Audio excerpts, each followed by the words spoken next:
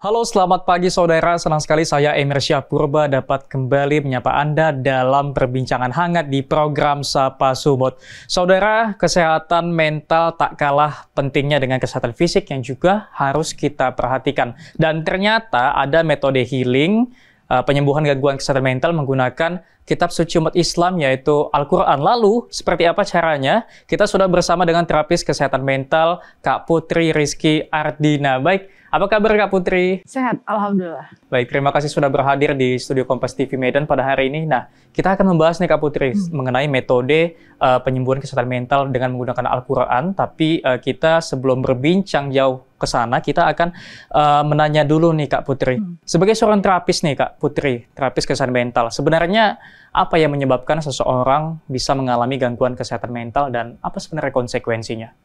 Kesehatan mental itu sama seperti kesehatan fisik ya. Dia bisa sakit suatu waktu. Dan penyebabnya apa? Banyak faktor. Nggak bisa satu faktor. Makanya kalau ada yang bilang, oh ini depresi karena kurang ibadah, itu kurang tepat. Atau misalnya ada yang bilang, oh ini karena kurang zikir, itu juga kurang tepat.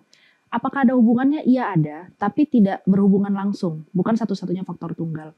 Jadi kondisi mental itu dia bisa berasal dari banyak hal. Misalnya pengalaman yang kurang mengenakan. Kita menyebutnya sebagai unfinished business atau urusan yang belum kelar gitu, urusan yang belum selesai. Baik. Misalnya waktu kecil pernah ditinggal mamanya gitu ya, atau yang udah agak dewasa dikit mengalami pengkhianatan dalam pertemanan, percintaan, atau misalnya gagal memenuhi ekspektasi, dan itu semua bisa menyebabkan namanya pengalaman negatif. Itu yang kita sebut sebagai luka batin. Gitu. Baik, lalu dari adanya gangguan-gangguan mental yang kita rasakan sebenarnya apa konsekuensinya pada saat kita menjalani kehidupan sehari-hari, bersosial dan lain sebagainya nih Kak Putri? Otak kita ini kan unik cara bekerjanya ya. Allah udah ciptakan otak kita tuh unik. Jadi ketika suatu informasi masuk, itu otak kita memprosesnya, kemudian dia bisa saja mengalami namanya delesi. Delesi itu penghapusan informasi. Yang paling banyak dipengaruhi oleh apa? Trauma. Misal, contohnya gini, ada orang yang dalam hidupnya dia melupakan satu bagian tertentu. Kalau ditanya, kamu ingat nggak? Nggak ingat. Kenapa nggak ingat? Karena otaknya berusaha menghapus. Otak kita ini nggak suka dengan sesuatu yang sifatnya menyakitkan. Maka yang menyakitkan itu dihapus sama dia. Nah, efeknya apa? Di dalam kehidupan kita sekarang, ketika masalah mental nggak diselesaikan, kita akan terganggu dalam dua hal. Satu, urusan dengan diri sendiri. Kita kesulitan menghandle apa yang terjadi di dalam diri kita. Dan yang kedua adalah kita mengalami gangguan atau kesulitan ketika bersosialisasi dengan orang lain. Makanya ada orang yang gampang marah-marah. Betul, ya kan? betul Kak. Ada orang yang kesenggol sedikit retak dadanya. Diklekson dikit marah gitu ya Kak. Gitu. Nah itu dari mana?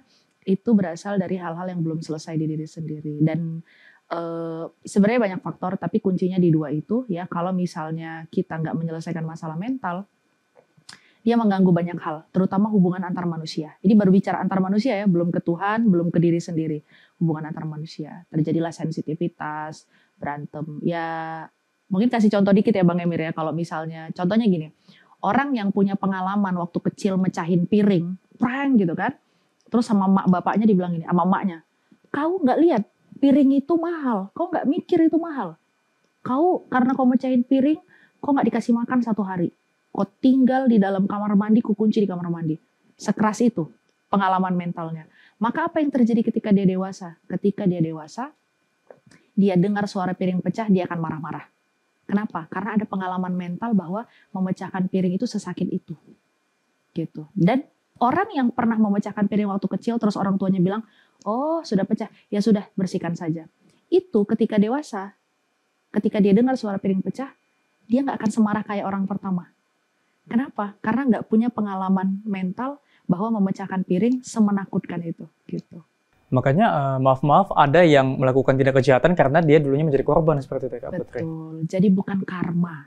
Bukan karma ya. Itu memang pengalaman psikologis. Oke, baik. Mengenai kesehatan mental ini sendiri, lalu bagaimana Kak Putri melihat isi kesehatan mental ini masyarakat? Apakah masyarakat masih acuh tidak acuh dengan kesehatan mental atau mulai aware atau bagaimana nih Kak Putri? Kalau edukasinya sudah cukup banyak ya, sudah terutama di 2 tahun terakhir edukasinya cukup banyak. Tapi miss-nya kita adalah kita suka self-diagnose, mendiagnosa diri sendiri. Wah jangan-jangan aku bipolar, wah jangan-jangan aku ADHD gitu. tanpa melalui proses analisa. Baik. Gitu. Nah, self diagnosis ini bahaya. Kenapa bahaya? Karena misalnya tadinya dia nggak bipolar, tapi gara-gara dia berpikir dia bipolar, malah mengarahkannya kepada bipolar, gitu. Dan itu tanpa diiringi oleh asistensi atau pengetahuan dari orang yang punya ilmu. Itu yang pertama, self diagnose, permasalahan kita terkait dengan isu kesehatan mental. Yang kedua, kita masih menganggap kesehatan mental ini hal yang tabu, seolah-olah, wah ini aib, aku punya gangguan mental tuh aib gitu, malu mau cerita. Sama terapis itu bukan cerita, sama terapis itu kita membantu untuk menemukan akar permasalahan emosinya gitu. Jadi sekali lagi di masyarakat ini kita pengen banget sebenarnya membangun awareness, membangun kesadaran bahwa pulih mental itu dimulai dari diri sendiri. Karena jangan berharap orang menolong kita, jangan berharap. Karena berharap orang lain menolong kita itu namanya berekspektasi dan siap-siap kecewa. Nah, di medan inilah kita mau mulai untuk membangun kesadaran kesehatan mental sehingga orang tidak lagi salah perspektif terkait dengan kesehatan mental. Baik. Lalu kalau kita nggak boleh mendiagnosa diri sendiri, lalu kita mengetahui kesehatan mental kita baik atau tidak itu dilihat dari aspek apa saja nih Kak Putri? Oke. Kalau mau yang valid pasti ke psikolog atau ke psikiater gitu ya. Kami punya ranah sebenarnya. Misalnya kayak saya sebagai terapis mental. Ada yang pernah tanya, kamu bisa tahu nggak gejala yang saya alami ini apa? Oh, mohon maaf, even saya ngerti sekalipun, gitu, saya tidak berhak mengeluarkan diagnosa. Nah, jadi terapis itu hanya membantu proses terapinya saja. Sekalipun kami paham apa yang terjadi dengan yang kita hadapi ini. Nah, jadi kalau mau diagnosa valid, tentu dari orang yang berkenan atau berhak melakukannya, psikolog, psikiater, gitu kan, dokter kejiwaan. Nah, kemudian aspek lainnya juga adalah melakukan seperti penyadaran diri gitu. Bukan self diagnose ya, tapi kesadaran diri. Dimulai dari mana? Belajar memahami apa yang terjadi di dalam diri kita dari sudut pandang mental. Dan ini nggak bisa juga dilakukan sendirian. Sebaiknya didampingi oleh terapis atau konselor. Nah, jadi kalau misalnya mau diagnosanya, silakan ke psikolog, psikiater, atau dokter kejiwaan. Tapi kalau pendampingan, ibaratnya bahasa kita nyari kawan lah gitu ya. Kalau nyari kawan boleh konselor, boleh juga terapis. Baik, selain kita berkonsultasi dengan psikiater atau psikolog atau melakukan cara-cara lainnya, sebenarnya apakah ada hubungannya terkait dengan rohani seseorang atau kedekatan diri seseorang pada Tuhan itu dengan kesehatan mental mereka? Oke, hubungannya ada, tapi bukan faktor. Tadi yang aku bilang di awal, beda faktor dengan hubungan. Jadi kalau dibilang seseorang itu terganggu secara mentality karena kurang ibadah, ini hubungan yang nggak tepat. Baik. Karena satu-satunya faktor, bukan gini, tidak ada satu-satunya faktor alias tidak ada faktor tunggal di dalam menentukan penyebab seseorang itu mengalami gangguan mental. Tapi kalau ditanya apakah metode penyembuhannya atau pemulihannya bisa melalui pendekatan rohani dan spiritual, sangat mungkin. Dan bahkan kemungkinannya itu bisa di atas 80% gitu. Sepanjang kita tahu cara mencari penyembuhan dari pendekatan rohani. Kemudian juga ketika kita mengalami pemulihan rohani juga ini salah satu pendapat dari seorang guru besar, profesor di Stanford University, tapi dia bagian mental health-nya. Dia bilang tidak ada hubungan langsung antara ibadah, hal-hal kerohanian dengan kesehatan mental. Gitu. Tetapi sebagai jalan pemulihan menggunakan ibadah dan hubungan-hubungan rohani dengan Tuhan itu sangat mungkin dan di atas 80% kemungkinan pulihnya. Gitu. Baik, Anda kan seorang muslimah nih Kak Putri, lalu Anda juga ada mengatakan bagaimana umat Islam itu bisa melakukan metode-metode penyembuhan dengan cara beribadah dan lain sebagainya. Lalu seperti apa agama Islam ini memperhatikan kesehatan mental? Oke, sangat memperhatikan. Ada hadis-hadis Nabi yang bahkan ada satu hadis Nabi. Jadi ketika Nabi itu punya kebiasaan berkumpul dengan para sahabat. Jadi Nabi itu kalau habis sholat subuh itu suka ngobrol lah bahasanya gitu. Ngobrol tapi ngobrol iman dengan para sahabat. Itu yang ditanya Nabi bukan gini, kau sehat? Bukan itu. Kalau kita kan jumpa kawan, apa kabar, sehat kau gitu kan. Kalau yang ditanya Nabi tidak, bagaimana keadaanmu hari ini. Itu versi bahasa Indonesia. Tapi kalau dalam bahasa Arabnya, keadaan yang dimaksud sama Nabi di situ, dalam bahasa Arab, di situ nggak digunakan sya'nun. Sya'nun itu keadaan fisik. Sya'nun, kejadian luar. Tapi yang digunakan di situ hal. Bagaimana halmu, bagaimana keadaanmu luar dalam. Nah, Islam itu juga memperdulikan kesehatan mental. Kenapa? Karena syariat Islam itu turun untuk hifzun nafs. Hifzun nafs dalam bahasa Indonesia adalah menjaga jiwa. Maka semua syariat itu turun untuk menyelamatkan setiap jiwa. Semua syariat Islam itu turun untuk menyelamatkan setiap jiwa dari kerusakan, termasuk dari kerusakan mental. Nah, makanya Islam sangat peduli dengan ini. Tapi memang ketika dihadapkan dengan psikologi barat atau psikologi umum, seolah-olah seperti ada pertentangan. Padahal nggak ada. Hanya beda framing saja. Nah, makanya ketika kita bicara kesehatan mental dari sudut pandang Islam, kita punya beberapa tokoh. Misalnya adalah Al-Ghazali. Imam Al-Ghazali itu salah satu tokoh besar psikologi di dalam Islam. Lalu ada Abu Zaid Al-Balakhi gitu ya. Lalu kemudian yang hidup living di masa ini ada namanya Malik Badri. Ya, di Indonesia juga banyak beberapa tokoh psikolog muslim gitu. Jadi tinggal kita memandangnya dari sudut pandang mana gitu ya. Dan Islam sendiri tidak menafikan tentang kesehatan mental. Karena di dalam Islam, ruh itu di atas fisik. Baik. Makanya nggak bisa dikecualikan nih kesehatan mental. Nggak terlalu penting kok, yang penting fisik bugar. Oh enggak. Kuat di dalam sisi Allah itu, al-quwah, kekuatan di sisi Allah itu, dia mewakili mentalnya sehat, jiwanya sehat, tubuhnya juga sehat. Baik ini Kak Putri. Lalu sebenarnya bagaimana cara kita mendalami kitab suci, yaitu Al-Quran yang dalam agama Islam itu sebagai metode untuk penyembuhan kesehatan mental. Tapi nanti kita bahas di segmen berikutnya karena kita akan memasuki commercial break berikut ini.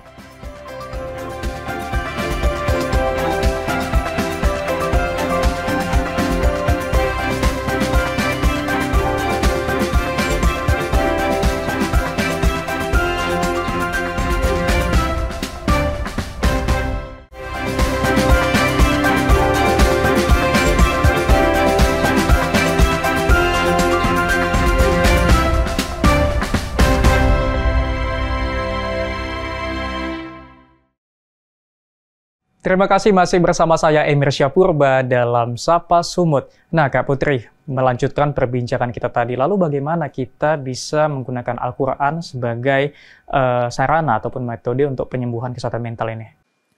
Tahun 2019 itu aku mulai mendalami satu metode belajar Al-Quran namanya tadabbur. Baik. Jadi tadabbur itu level keempatnya belajar Quran gitu. Bahwa tadabbur itu dia perenungan sebenarnya bagaimana ayat-ayat Quran itu pengennya kita kayak apa sih. Nah, namanya tadabbur. Sebenarnya tadabbur itu sendiri memikirkan hingga ke akhir, itu bahasanya seperti itu. Nah, kemudian ketika belajar tadabbur, aku ketemu dengan bagaimana setiap ayat memaksudkan kita melakukan sesuatu gitu. 2023 aku mulai mendalami kesehatan mental. Nah, ketika aku mendalami kesehatan mental, ternyata Islam itu sudah punya namanya tazkiyatun nafs, penyucian jiwa. Mulai ketemu tuh hubungannya. Oh iya, jiwa manusia itu akan tenang ketika dia bersih. Jadi kalau dia banyak dosa, banyak iri, dengki, hasad gitu ya, yang orang punya mobil baru dia busuk hati misalnya gitu kan. Nah, inilah yang ngebuat dia nanti terganggu secara jiwa sehingga doa sulit dikabulkan, dengan diri sendiri nggak nyaman, dengan orang lain hubungan juga nggak nyaman gitu. Itu yang terjadi. Kemudian aku ngelihat, oh ini kesehatan mental hubungannya dengan tazkiyatun nafs. Tapi ini belum ngeh nih dengan tadabbur Quran. Masih kepisah-pisah belajarnya.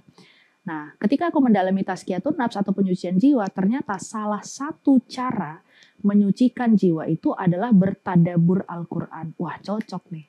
Mulai ketemu kan?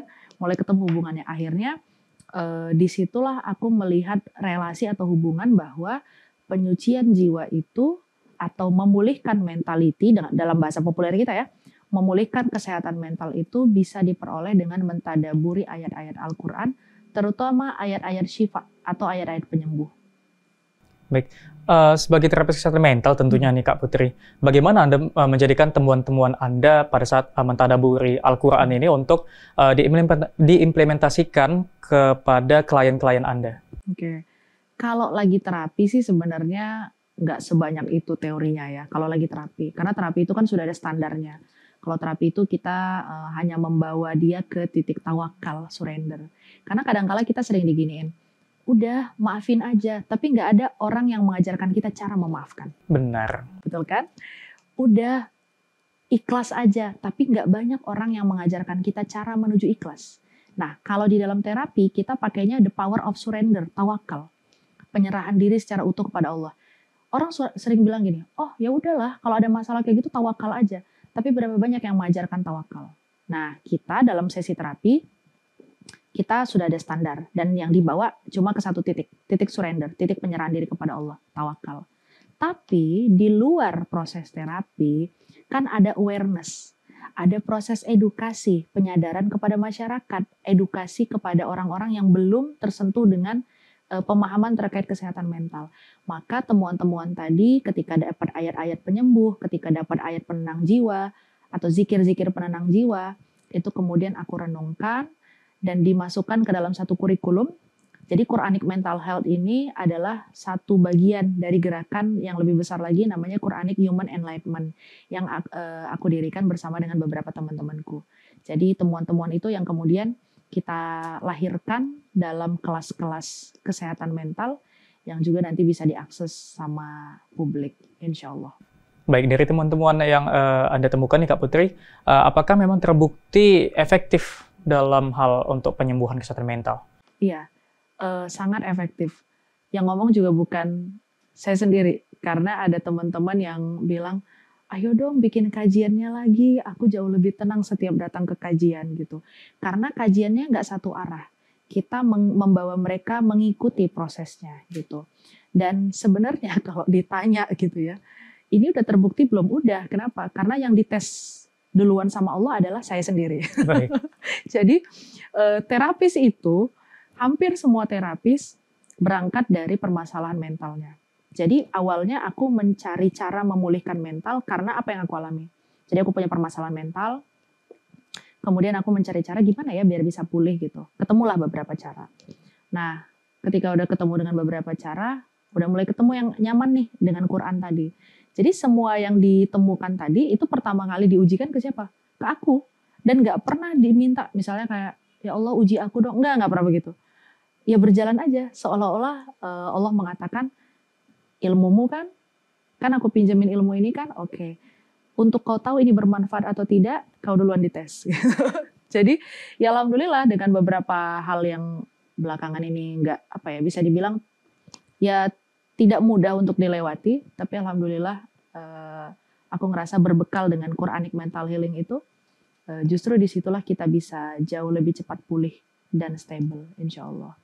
Dalam Quranic Mental Health sendiri nih Kak Putri, apakah terdapat teori-teori yang sama dengan teori-teori umum pada saat kita mempelajari bagaimana tentang kesehatan mental dan lain sebagainya nih Kak Putri? Kalau dari sudut pandang psikologi, mungkin orang yang memahami psikologi lebih tahu gitu ya. Ranah kami bukan di teori, ranah kami juga bukan di metode. Ranah kami adalah mendekatkan keyakinan seseorang kepada Al-Quran sebagai penyembuh. Nah gitu. Jadi kalau teorinya, teori umum, metode umum, kita sepertinya tidak berani menjamin apakah kita sama dengan teori umum. Karena toh teori juga dibuat oleh manusia. Gitu ya. Teori itu dibikin oleh manusia, disimpulkan oleh manusia. Tetapi kami juga tidak bisa mengatakan kita 100% menyalahi atau berbeda dengan teori umum. Tidak. Kita mengikut apa? Kita mengikut sunatullah. Bahwa siapapun yang mendekat kepada Al-Quran, Al-Quran akan menjanjikan ketenangan, Al-Quran menjanjikan petunjuk yang benar, Al-Quran menjanjikan satu jalan hidup yang mudah gitu. Maka kita mendekatkan setiap orang untuk merasakan sendiri pengalamannya berinteraksi dengan Al-Quran, mendapatkan pemulihan dari Al-Quran sesuai apa yang dialami. Baik, Tadi ada Kak Putri singgung soal ayat-ayat penyembuh di dalam Al-Quran, seperti itu. Apakah relevan dengan apa yang dirasakan oleh masyarakat sekarang yang mungkin stres karena pekerjaan, atau anak muda karena lingkungan pertemanan yang toksik ya bahasanya sekarang nih Kak Putri? Gitu ya, kalau misalnya toksik itu, kita sih percayanya gini ya, apa yang kamu yakini itu akan kamu panggil. Jadi kalau kita meyakini, oh pergaulan itu toksik, maka kita akan memanggil pergaulan toksik. Tapi kalau kita meyakini, oh pergaulan itu isinya orang bertakwa, oh pergaulan itu isinya orang yang saling mendukung, ya kita akan dipertemukan Tuhan dengan pergaulan yang seperti itu, gitu ya. Misalnya kayak apa yang aku alami dengan teman-teman yang membuat gerakan Quranic Mental Healing dan Quranic Human Enlightenment ini. Kenapa? Kita saling yakin aja bahwa pertemanan kita ini akan menghasilkan sesuatu yang bermanfaat bagi manusia gitu ya. Ya alhamdulillah kemudian kita membuat satu gerakan ini dan bertumbuh bersama gitu.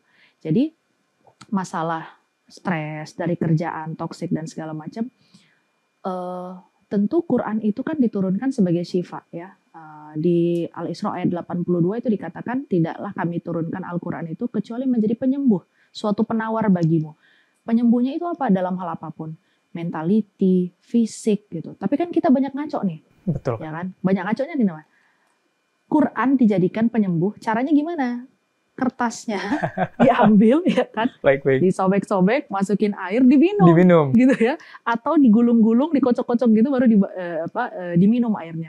Itu bukan cara yang tepat mengambil esensi, bukan seperti itu. Bukan begitu.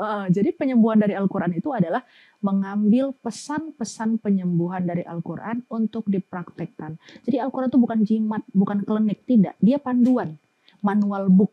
Ini loh cara menghadapi A, ini loh cara menghadapi kecemasan, ini loh cara menghadapi patah hati, ini loh cara menghadapi putus asa, itu masing-masing udah ada.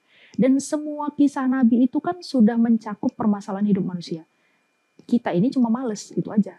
Cuma males dan nggak mau cari tahu. Nah makanya kami menyediakan ini loh, ada cara-caranya untuk mengambil penyembuhan dari Al-Quran. Baik. Pengalaman Kak Putri nih sebagai seorang terapis kesehatan dalam menjalankan profesinya, pada saat menggunakan Al-Quran sebagai metode penyembuhan itu, apakah ada cerita-cerita menarik ini Kak Putri? Apakah ada perubahan dari seseorang yang sebelumnya seperti ini, lalu seperti ini, dan bagaimana nih? Iya, alhamdulillah klien udah cukup banyak ya, udah ratus sih sepanjang dulu di Bogor, karena dulu ngambil sertifikasinya di Bandung, di Bogor, kemudian di Medan, banyak. Yang ada satu yang menarik itu, jadi dia datang dengan kondisi sangat berat, ya kondisi berat. Ini korban dari kondisi rumah tangga, gitu ya, perselingkuhan. Dia datang, badannya itu membungkuk dan suaranya kecil, perempuan. Suaranya kecil, lalu auranya itu gelap sekali, wajahnya itu seperti gelap gitu. Begitu dia datang menghadap, pas kita lihat, aku langsung feeling berat ini, gitu. Karena langsung kelihatan di wajahnya gitu kan. Oke, ya udah disapa aja. Ya udah yuk kita terapi gitu, terapi. Begitu terapi, keluarlah ya permasalahannya. Selesai terapi, yang tadinya badannya membungkuk karena nggak percaya diri, tiba-tiba badannya begini. Jadi dia sudah mulai percaya diri. Dan itu nggak dibuat-buat. Yang ngelihat di situ yang kaget. Tadi kau nggak kayak gini pas datang. Gitu dia bilang kan. Terus yang kedua, yang tadinya dia ngomong, iya, kayak nggak punya kepercayaan diri. Tiba-tiba habis terapi dia bilang, tahu nggak kemarin aku ketemu sama si ini, dia langsung ceria. Dan yang ketiga, wajahnya langsung cerah. Besoknya kami itu selalu minta report selesai terapi, besoknya yuk tolong laporkan beberapa hal ini gitu. Ada 3 hal utama yang kami minta untuk dilaporkan. Dia bilang apa? Untuk pertama kalinya di dalam hidup saya, katanya, saya baru bisa tidur tadi malam. Yang selama ini saya tidur, tapi otak saya nggak tidur. Nah itu salah satu contoh yang kita bersyukur sekali bisa dengan wasilah Quranic Mental Health ini kita bisa bantu orang. Dan yang kedua juga ada tuh yang dia punya dorongan untuk menyakiti diri. Jadi dia kalau ngelihat air pengen menenggelamkan diri, kalau lihat truk pengen menabrakkan diri, kalau lihat benda tajam dia pengen menyakiti gitu. Dan dia tidur nggak bisa tanpa suara, dia tidur harus pakai ASMR yang suara-suara berisik-berisik itu. Kayak suara hujan dan iya, sebagainya. Suara hujan atau yang zzz gitu ya, white noise istilahnya. Dia tidur harus pakai suara itu. Begitu di terapi, dia bilang sekarang dia lihat truk biasa aja, lihat air biasa aja, lihat senjata tajam atau barang-barang yang tajam biasa aja. Plus dia bilang, sekarang aku tidur nggak perlu lagi pakai ASMR. Baik Kak Putri, memang berarti sepenting itu kita menjaga kesehatan mental. Lalu pertanyaan terakhir nih Kak Putri, apa yang menjadi pesan dari Anda untuk para penonton agar mulai aware ataupun peduli dengan kesehatan mental mereka? Ya, tubuh kita ini adalah jodoh pertama sebelum kita bertemu dengan jodoh yang lain. Jadi kalau badan kita ini nggak kita jaga, bayangkan nanti kita menghadap Allah pulang. Ya, Allah bilang apa? Loh, bukannya dikasih yang sehat, kok sama kamu nggak dijaga? Gimana pertanggungjawaban kita di hadapan Allah? Dan manusia ini tidak hanya terdiri dari fisik, kita terdiri dari 4 unsur. Ya, yang namanya human itu terdiri dari 4 unsur: body, kemudian dia heart, hatinya, ya, hati itu adalah alat untuk keimanan, udah beda aspek lagi nanti. Kemudian ada jiwa, soul, yang kita sebut dengan mentality lah ya, didekatkan dengan mentality. Baru yang satu lagi adalah mind, akal, atau kemampuan berpikir. Nah, 4-4 ini sebaiknya di dalam kondisi yang sejahtera. Nah, mental, ciri sejahteranya gimana? 3. Nah, ini nanti untuk ngeceknya ya. Baik. Ciri mental sejahtera itu 3. Terlepas dari cemas, takut, dan sesal. Terlepas dari cemas, takut, dan sesal. Baik, terima kasih banyak Kak Putri Rizky Ardina sudah berbincang dan berbagi kisah di Sapa Sumut hari ini. Nah saudara, terima kasih telah menyaksikan program Sapa Sumut hari ini. Semoga menambah wawasan kita semua. Terus saksikan rangkaian program berita di Kompas TV. Independen, terpercaya.